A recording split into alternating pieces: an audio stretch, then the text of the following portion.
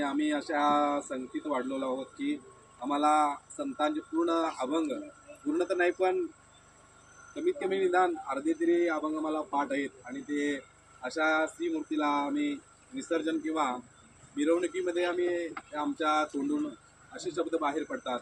खूप आमच्या हे पुण्य खरं तर आमच्या भूमीचं आहे.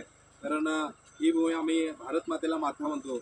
आमच्या शेजारचे देश आहेत त्याला आम्ही मावशीसुद्धा म्हणत नाही, तर आम्ही या देशाला माता म्हणतो. आणि या मातेमध्ये आणि आम्ही महाराष्ट्र या मराठी माणसामध्ये जन्माला आलो. मराठी माणसांचे संत ज्ञानेश्वर महाराज सांगून जातात की अवघे विश्वची माझे घर, असा हा त्यांचा संकल्प आहे. आपलं हे विश्व सर्व माझं घर आहे अशी संकल्पना सोडून जाणारे ज्ञानेश्वर आमच्या मातीत जन्मले आणि तेही आपल्या मराठी भाषेमध्ये जन्मले. आणि या मराठी भाषेवरून आपल्या सर्वांना पोचवण्याची त्यांनी कितीतरी टीका म्हणजे संत ज्ञानेश्वरी असा हा ग्रंथ लिहिला.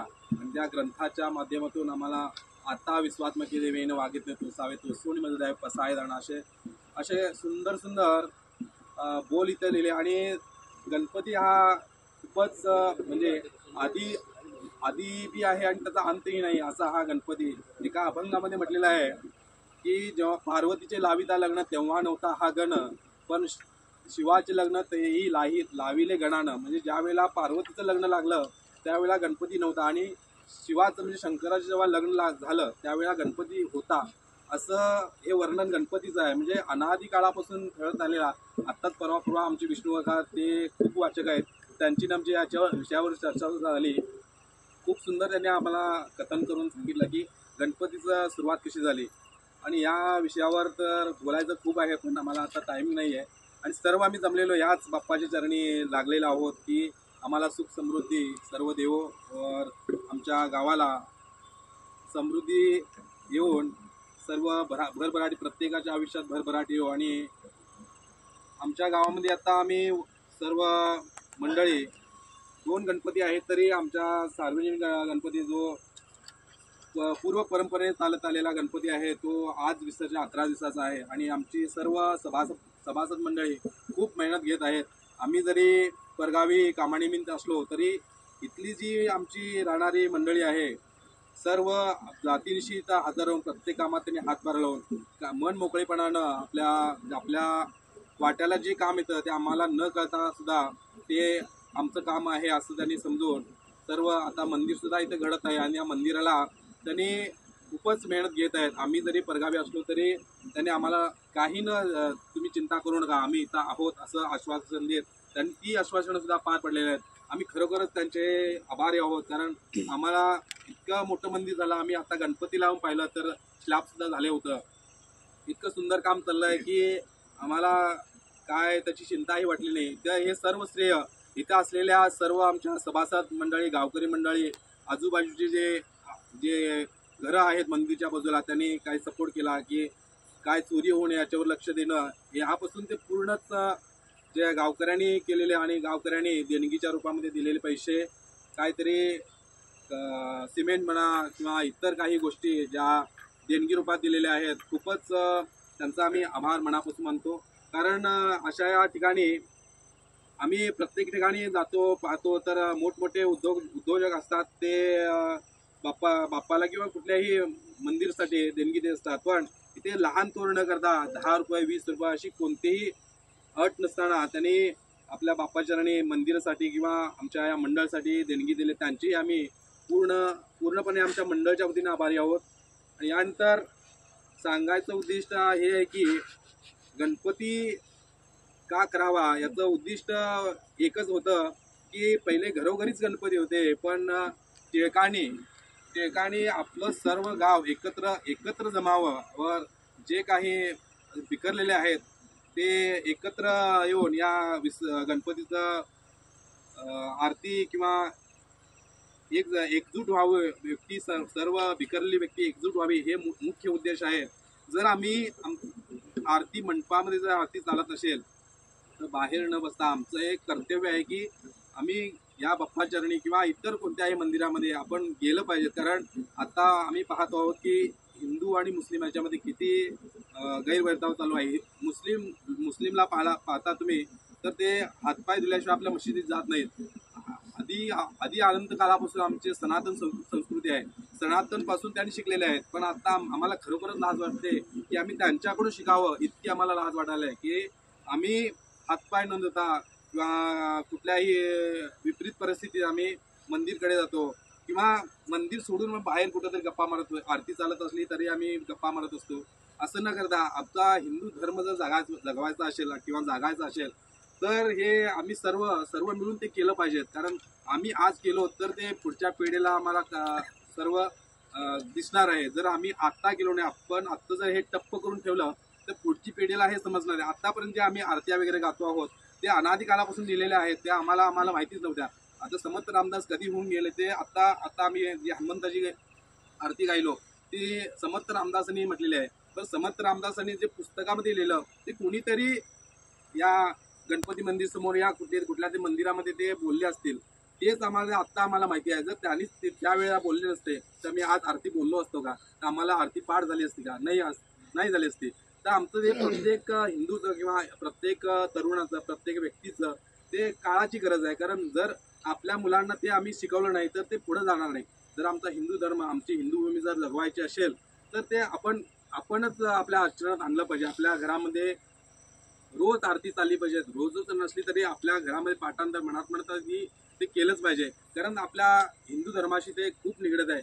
जर तुम्हाला हिंदूच असं जर काय म्हणायचं असेल तर मी कुठला चरित्र वाचायला सांगत नाही, पण एकच चरित्र वाचा, ते म्हणजे सावरकरांचं. सावरकर सांगते हिंदू म्हणजे काय.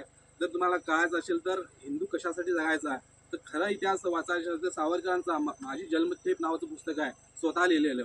ते त्यांनी तुम्ही जर वाचला तुम्ही हिंदू कशासाठी जगायचा आहे ते तुम्हाला नक्की कळेल. एका आता विषय आला म्हणून सांगतो. विषय असा होता की एका गावामध्ये हिंदू आणि मुस्लिम राहत होते. एकच मुस्लिम घर होतं आणि हिंदू भरपूर होते. म्हणजे एक गल्ली होती, एक गल्लीमध्ये एक मुस्लिम घर होतं. तर एक चर्चा करत एक हिंदू माणूस आपल्या सावरकरांकडे गेला आणि सावरकरांना म्हणा तुम्ही काय नुसता हिंदुत्व सर्व हिंदुत्व करता, तर तुम्ही फक्त सावरकरांचा इतिहास बोलला तर त्यांच्या तोंडातून फक्त हिंदुत्वच निघत होतं. तर अशा गोष्टीवर तो म्हणतो की तुम्ही फक्त हिंदू म्हणता, आम्ही मुस्लिम आणि हिंदू सर्व एकत्र जातो. त्यांचं एकच घर आहे. त्यांनी आम्हाला ईदला खीर देतात वगैरे हे काय सांगत असतात आणि आम्ही त्याला आमच्या सणाला आम्ही त्यांना लाडू मोदक काय असेल ते देतो. आम्ही सर्व विना गोविंदाने राहतो. तेव्हा सावरकर म्हणतात ते आता एकटेच आहेत म्हणून तुम्हाला ते हे करून घेतात, मॅच करून घेत आहेत. नाही तर आता ते एकाचे दोन, दोनाचे तीन, तीनाचे चार झाले, तुम्हाला ते त्या गल्लीमध्ये घेणार नाही. ही त्यांची त्यावेळची भूमिका होती.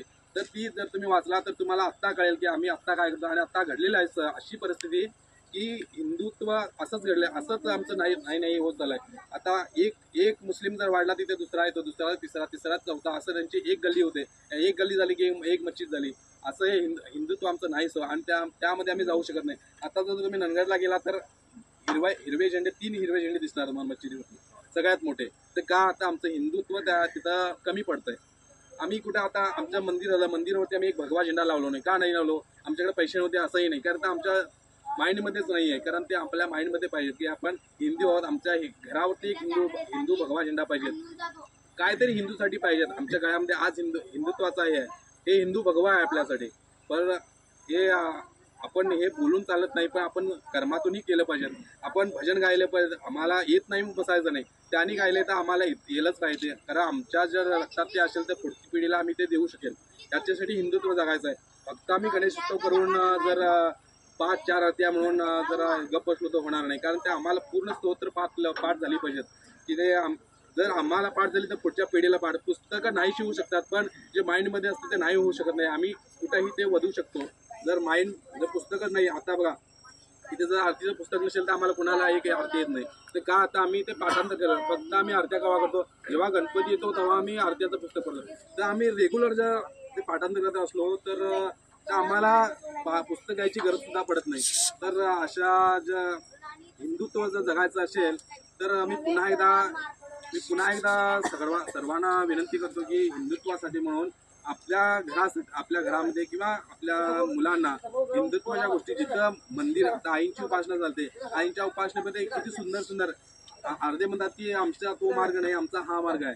पण आईंनी तर कुठल्या हा मार्गाचा तो मार्ग कधी केलाच नाही. कारण आईंनी आपल्या पुस्तकामध्ये प्रत्येक सद्गुरूंची किंवा संतांची काव्य रचना आहे ते मांडून ठेवलेले आहे. त्या भजनामध्ये ती, त्या भजनामध्ये ती. हे हा आमचाने असा भेदभाव कधीच केला नाही.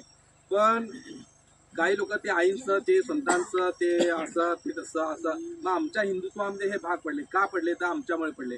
तर आमचा हिंदुत्व एकच आहे, आम्ही कधी मांडलंच आहे. आता मुस्लिम लोक बघा, त्यांच्यात सुद्धा जाती आहेत, पण कधी जात दाखवत नाहीत ते. आम्ही फक्त मुस्लिम. आम्हाला जात विचारले तर आम्ही चांभार, आम्ही मराठे, आम्ही हे ते असं, आम्ही कुणबी, असं काय वाटेल ते सांगतो. पण त्यांनी सांगता फक्त मुसलमान आहोत. आम्ही हिंदूच आहोत म्हणून सांगितलं पाहिजे, तर आम्ही कुठेतरी पुढे जाऊ. आणि कधी आमच्या देवाची विटंबना होत असेल तर आपण त्यांना रोखलं पाहिजे. जर आम्ही रोखलं नाही तर हे आम्ही पुढच्या पिढीला आम्ही काही देऊ शकणार नाही. ही मोठी खंत आहे आमची. तर मी काय जास्त बोलणार नाही. खरं तर आज आमचे अध्यक्ष आमच्या मंडळचे त्यांनी बोलायला सांगितले, त्याबद्दल मी बोललो. कारण काही चुकलं असेल तर माफ करा. कारण आमचे काही सभासद सुद्धा आहेत, गैरहजर राहतात किंवा येतात वेळेवर, किंवा काम असतं, ते गोष्ट वेगळी आहे. पण आपण सभासद आहोत किंवा आपलं काहीतरी काम आहे, आपल्या देवानं आम्हाला काहीतरी कार्य दिलं आहे आणि ते आपण केलं पाहिजे, असं जर आपल्या मनात असेल. आमचा जन्म हा असाच जाता कामा नये. कारण आपण काय तर आहे आणि आमचा जन्म त्यासाठी झाला आहे. आता जर जाणीव व्हायची असेल तर आपण तिथं गेलं पाहिजे. आपण तिथं गेलो नाही. आपण एक दिवस जो जन्माला आलाय तो मरणार. जन्माची ते मुळं पाहिले शोधून दुःखाशी कारण जन्म घ्यावा. संतांनी तर संत तुकारामांनी पहिल्याच आपल्या अभंगामध्ये, 12 अभंगामध्ये पहिला सांगितलंय की आपल्याला दुःख तर आहेच. आम्ही काय म्हणतो, आम्ही गणपती रोज पूजा करतो आणि मला दुःख आहे, आणि तो करत नाही त्याला सुख आहे. तसं नाहीये. ते संतांनी सांगितलेलं चुकीचं नाही. आम्ही संतांच्या अभंग वाचलोच नाही. जन्माची ते मुळं पाहिले शोधून दुःखाशी कारण जन्म घ्यावा. आम्ही दुःख भोगण्यासाठी जन्म घ्यायचा आहे, संतांनी सांगितलं. आणि संतांची वचनं फार अशी दुर्मिळ मिळतात की ते सत्यच आहेत. आम्ही त्याच्याकडे लक्ष देत नाही. आता जास्त का बोलणार नाही, पण आमच्या मंदिरचं सुद्धा काम आता ऐन टप्प्यात आलेलं आहे आणि पूर्णत्वास येत आहे. आपले जे सभासद आहेत आमच्या ग्रुपवरती किंवा आपल्या गावामध्ये जे सभासद गावकरी मंडळी जे आहेत, त्यांनी सुद्धा आम्हाला भरघोस अशी देणगी वगैरे दिलेली आहे. आणि त्यांचं आम्ही पुन्हा एकदा आमच्या सर्व मंडळाच्या वतीनं व गणेश भक्तांच्या वतीनं पूर्णपणे आभारी आहोत. त्यांचे खूप खूप आभार मानतो. त्यामुळे आम्ही